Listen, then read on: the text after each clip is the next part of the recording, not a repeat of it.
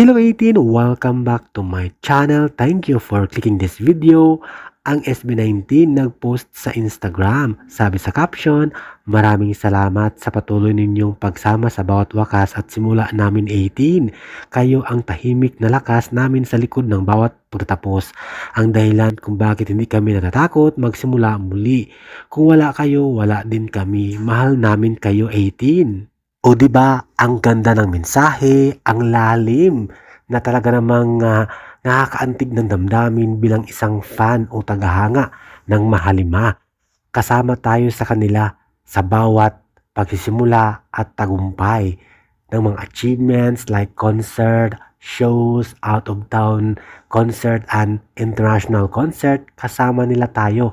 Kasama ang 18 sa bawat journey nila.